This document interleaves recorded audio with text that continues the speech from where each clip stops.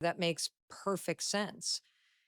Is there one thing that if somebody recognizes that they are stuck in this aspect that they should do today?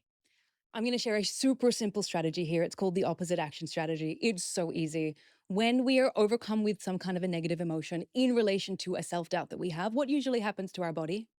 We freeze, we like kind of go into like a nervous reaction. And what usually happens to shoulders or neck or posture? Oh, we kind of shrink and like feel like we want to hide, We want to honestly. hide. Yes. Exactly. And so, what the opposite action strategy tells us is from dialectical behavior therapy. It simply says when there is no physical threat, Yep. do the opposite of what your body's telling you to do. Do the opposite of what your body's telling you to do. So, if So, you, in a situation where you feel that tension because you want to have the conversation, you want to do the thing, but now you're blocking your own momentum, do the opposite of what your body's telling you to do. So, what do you do? So instead of withdrawing, sit at Yes. the end of your seat, engage, look at the person, bring your shoulders back. I'm going to share again another really interesting tool that comes from the world of research. It was just published recently. Mel and everyone listening and watching, can you put your hand at the back of your neck? You're Okay. going to feel a joint. Yes. It's Okay. like a bony thing. It's Oh, I just thought of a rhyme. Lift the chin. Let's begin. I love that. Perfect. That can go in a mug. See, I'll remember that.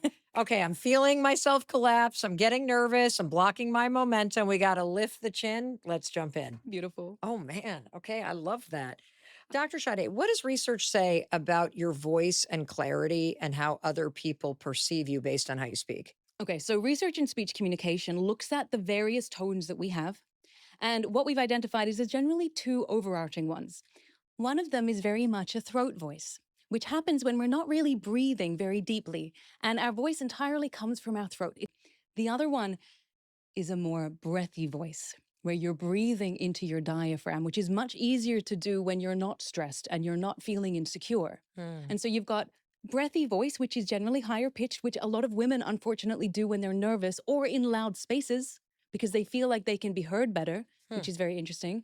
But what we know is that this deeper diaphragmatic voice, which comes with breath, it comes with gravitas, this leads to perceptions of greater credibility. You Hmm. come across as if you're more credible. You come across as if you're more confident. You come across as if you're more grounded.